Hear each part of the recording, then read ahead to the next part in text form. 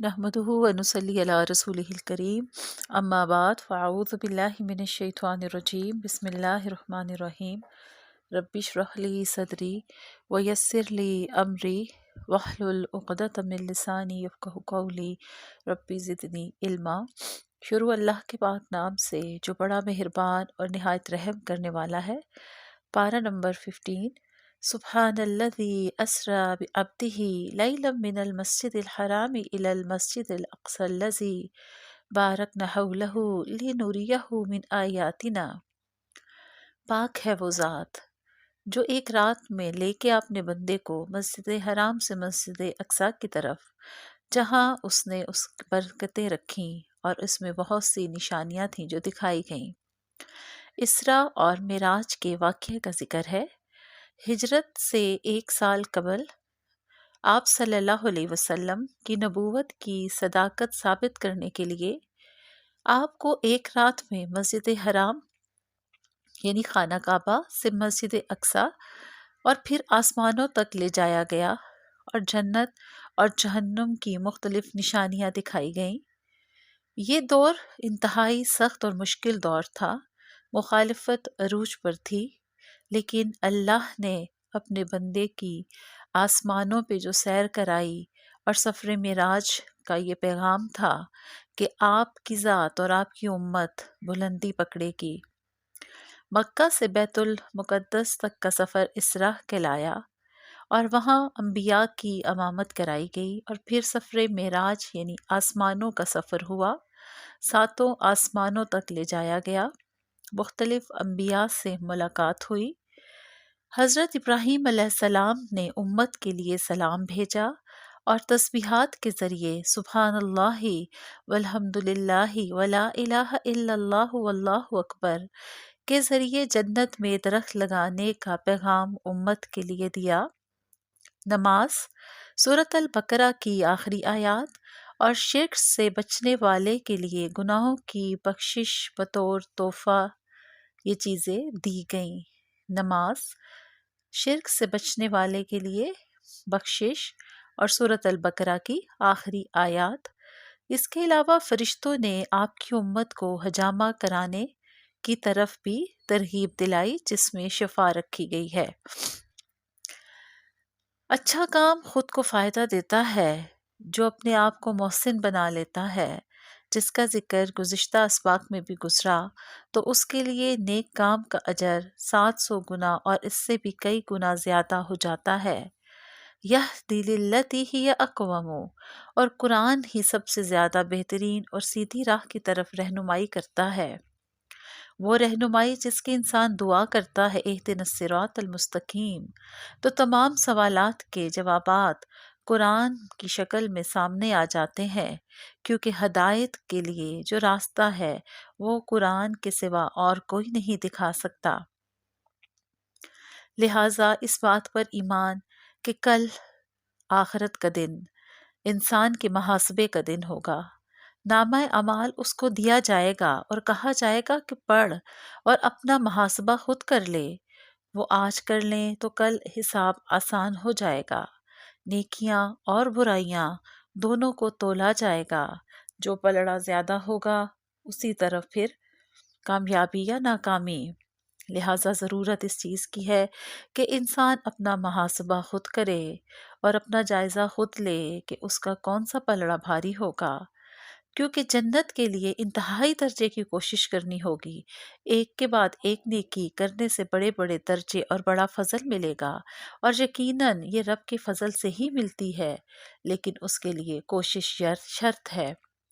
اور سب سے بڑھ کر کہ اللہ کے سوا کسی کی عبادت نہ کی جائے، اس کے ساتھ کسی کو شریک نہ ٹھہرایا جائے، اور حسن سلوک میں سب سے زیادہ جو مستحق ہیں وہ والدین کی خدمت کرنا، ان سے نرم گفتگو کرنا، مستقل دعا کرتے رہنا، ان کو اف تک نہ کہنا، جھڑکنا نہیں، اونچا نہ بولنا، احترام سے بات کرنا، کندھے جھکا کے رکھنا، عاجز ہو کر رہنا، اور رب ارحمہما کما ربیانی صغیرا دعائیں کرنا، اور والدین فوت ہو جائیں تو ان کی بخشش کی دعا کرنا، ان کے کیے گئے وعدے پورے کرنا، ان کے دوستوں کی عزت کرنا، ان سے جڑے رشتوں کو نبھانا، ان کی قدر کرنا، یہ اللہ تعالیٰ نے اپنے بعد حق رکھا ہے۔ اور والدین کی نافرمانی کبیرہ گناہوں میں سے ہے۔ یہ وہ گناہ ہے جس کی سزا دنیا میں مل کے رہتی ہے۔ ایک شخص نے پوچھا، اللہ کے رسول صلی اللہ علیہ وسلم، میں نے کندھے پر اپنی ماں کو بٹھا کے حج کرایا تو کیا حق ادا ہو گیا؟ آپ نے فرمایا، ایک رات کا حق ادا نہ کر سکے جب وہ خشک بستر پہ سوئی اور جب تمہیں خشک بستر پہ رکھا اور خود وہ گیلے پر سوئی، تو والدین کی نافرمانی ان گناہوں میں سے ہے جس کی سزا دنیا میں مل جاتی ہے، لہٰذا اس کبیرہ گناہ سے بچنے کی ضرورت ہے۔ اسراف سے منع کیا، جائز خرچ کرتے ہوئے فضول خرچی سے بچنا، کیونکہ فضول خرچی کرنے والے کو شیطان کا بھائی قرار دیا۔ آپ صلی اللہ علیہ وسلم نے فرمایا، وہ شخص کبھی محتاج نہیں ہوتا جو میانہ روی اختیار کرتا ہے۔ آپ نے فرمایا، اللہ کی راہ میں خرچ کرنے سے مال کبھی گھٹتا نہیں ہے، ہاں فخر، نمود و نمائش کے لیے اور صرف اپنی ذات کے لیے، اور اسراف سے خرچ کرنے کو منع کیا۔ خرچ کا طریقہ حکمت کے ساتھ اعتدال سے خرچ کرنے کا حکم دیا، اسراف اور بخل دونوں سے بچنے کا کہا، اور پھر زناح کے قریب بھی نہ پھٹکنا، کیونکہ وہ بے حیائی اور برا راستہ ہے۔ گناہ کی طرف، اس گناہ کبیرہ کی طرف جانے والے تمام راستے اور ذرائع کو حرام قرار دیا، ان طریقوں سے بچنے کا حکم دیا جو بے حیائی کو عام کرتے ہیں۔ آنکھ، کان اور دل کی حفاظت کرنے کا حکم دیا، کیونکہ زنا سے بچاؤ کا ذریعہ ہے۔ جب آنکھ اور کان اور دل کی حفاظت ہوگی تو گناہوں سے انسان بچ سکے گا۔ وہ سارے راستے بین قرار دیے جو اس بڑے گناہ کی طرف لے جانے والے ہیں۔ تجسس کرنے سے منع کیا، جن باتوں کا علم نہیں ان کے پیچھے نہ پڑنا۔ آنکھ، کان اور دل سے سوال کیا جائے گا، یہ نعمتیں ہیں کہ ان نعمتوں کو کہاں استعمال کیا؟ دل، آنکھ اور کان کو حق کے لیے، اللہ کی یاد کے لیے اور اس کی اطاعت و بندگی کے لیے کیا استعمال، یا نافرمانی کے لیے؟ اور اس بات پہ یقین رکھنا کہ زندگی بعد الموت یقینی ہے۔ وہ اللہ جس نے پہلی بار پیدا کیا وہ دوبارہ بھی اٹھا کھڑا کرے گا، اور اللہ کے لیے ایسا کرنا بہت آسان ہے۔ اللہ کے لیے دوبارہ پیدا کرنا کچھ مشکل نہیں۔ لوگوں کے ساتھ اچھی بات کرنا، شیطان کے اکسانے پر فساد پیدا کرنے والی باتیں نہ کرنا، کیونکہ شیطان کا کام تو لڑائی جھگڑے کرانا ہے، فتنہ فساد برپا کرنا ہے، اور وسوسے شیطان کی طرف سے ہے جو رشتہ داریوں میں اور آپس میں اختلاف ڈال دیتے ہیں۔ اولیاء اللہ کے بارے میں فرمایا، اولیاء اللہ تو خود اللہ کی قربت کا وسیلہ ڈھونڈتے ہیں، اس کے لیے اللہ سے رجوع کرتے ہیں، کیونکہ وہ اللہ کی عظمت جانتے ہیں۔ وہ اللہ کے دوست ہیں تو وہ اللہ سے ڈرتے ہیں، اللہ کی رحمت کے امیدوار ہوتے ہیں۔ شیطان کے ہتھ کنڈے تفصیل سے بتائے، وہ کون سے راستے ہیں جو شیطان کے راستے ہیں اور جن سے بچنے کا حکم دیا۔ اور حضرت عمر رضی اللہ عنہ جیسے صحابہ کے بارے میں فرمایا کہ شیطان انہیں دیکھ کر راستہ بدل لیتا تھا، کیا ایمان تھا! کیونکہ شیطان کا دھوکہ، ہتھ کنڈا دھوکے کے سوا کچھ نہیں ہے۔ شیطان ہمارا قیمتی وقت اچک لیتا ہے اور ہمیں خبر بھی نہیں ہوتی، کس طرح وہ ہمیں اہم کاموں سے غیر اہم کاموں میں الجھا دیتا ہے، گانے بجانے کی طرف مائل کر کے، مال کو غلط کاموں میں خرچ کروا کے، اسراف اور گناہ کے کاموں میں لگا کے، اولاد کو اپنے اعلیٰ کار بنا کے، اور دنیا میں جھوٹے سبز پاک دکھا کے، جھوٹی امیدوں سے گمراہ کرنا کہ کل کچھ نہیں ہوتا، آج اتنی عمل کے لیے کوشش کی ضرورت نہیں، جھوٹی امیدیں دلاتا ہے، عمل سے دور رکھتا ہے۔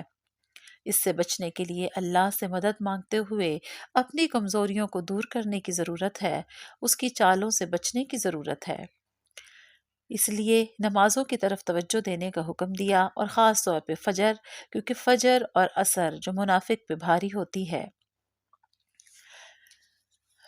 فجر اور عشاء منافق پہ بھاری ہے، اور عصر کی نماز منافق ایسے پڑھتا ہے جلدی جلدی جیسے مرغا زمین پہ سے دانہ چگتا ہے۔ تیز تیز پڑھنا منافق کی علامت ہے، نماز میں سستی کرنا منافق کی علامت ہے، اور فجر کے قرآن کے بارے میں فرمایا کہ یہ فرشتوں کی حاضری کا وقت ہوتا ہے۔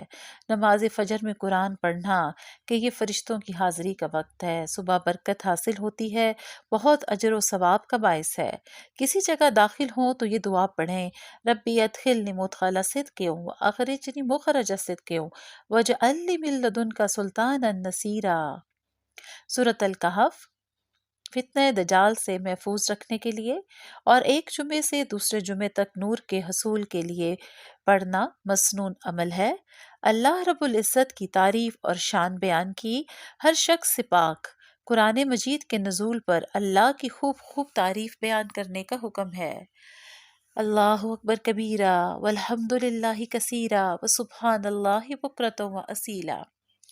الکہف غار والے چند نوجوان جنہوں نے اپنا ایمان بچانے کے لیے گھر بار اور آسائش کو چھوڑا تو اللہ نے دشمن کی شر سے ان کی حفاظت فرما کر انہیں کئی سو سال تک غار میں سلا دیا، سورج کی تپش سے ان کے جسموں کو بچایا اور دائیں اور بائیں کروٹ دلائی اور غیبی مدد کے ذریعے ان کے ایمان کی حفاظت کی، اور حفاظت کے لیے ایک کتے کا انتظام کیا جس کو دہانے پر بٹھا دیا تاکہ کوئی اندر غار کی طرف جھانک نہ سکے۔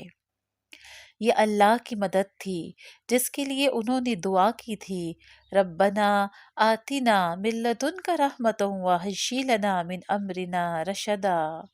اے اللہ ہمیں اپنی طرف سے رحمتیں عطا کرنا اور ہمارے ساتھ رشد کا معاملہ کرنا، ہمیں ہدایت عطا کرنا۔ تو یہ ساری رحمتیں اللہ نے عطا کر دی۔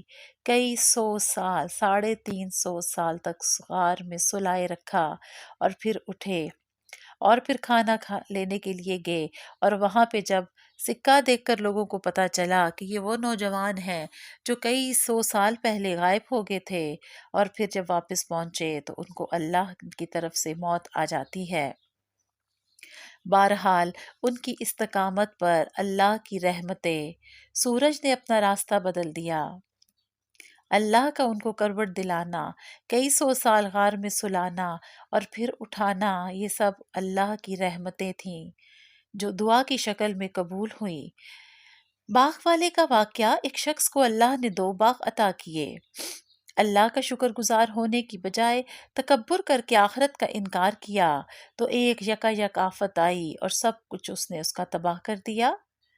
نعمت پا کر اس نے اللہ کا شکر ادا نہ کیا بلکہ تکبر کیا اور خود کو سمجھا کہ میں اس لائق ہوں کہ مجھے یہ سب کچھ ملا ہے، اور اگر قیامت آئی تو تب بھی مجھے ملے گا کیونکہ میں اس قابل ہوں۔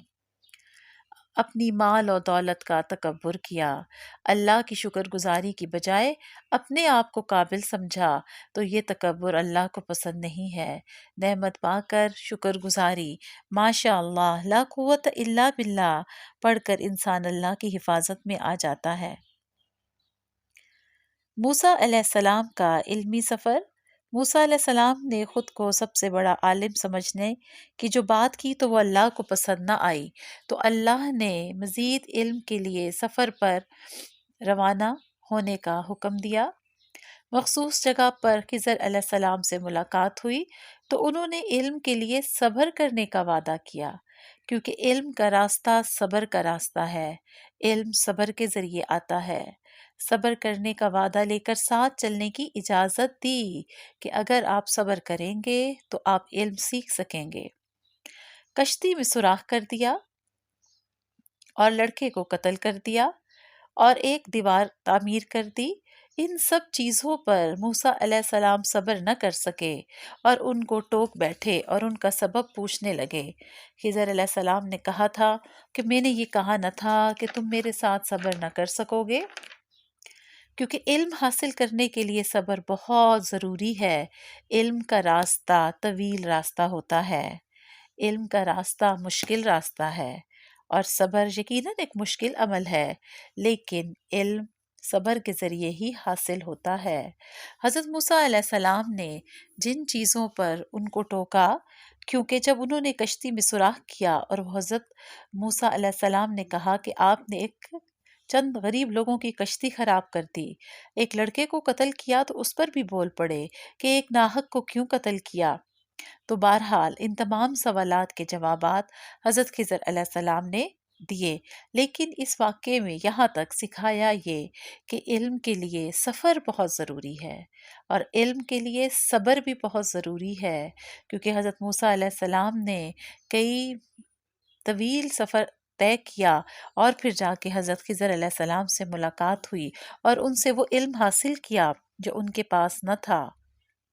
تو علم سیکھنے سے اور آتا ہے، علم کا راستہ کبھی بند نہیں ہوتا کہ علم آ گیا، یہیں سے تکبر کا اور جہالت کا سلسلہ شروع ہو جاتا ہے۔ آئیے اپنے گناہوں سے بچنے اور ہدایت پر قائم رہنے کے لیے اللہ سے دعا کریں، اپنے گناہوں کا اقرار کر کے اللہ سے بخشش مانگیں اور اہدنا الصراط المستقیم کی دعا صدق کے دل سے کریں اور بار بار کریں، تاکہ اللہ ہمیں اپنی معرفت عطا کرے، اپنی کتاب کا علم عطا کرے اور اس کو سیکھ کر صراط مستقیم پر چلنے کے قابل ہو سکے۔ وآخر دعوانا ان الحمد للہ رب العالمین۔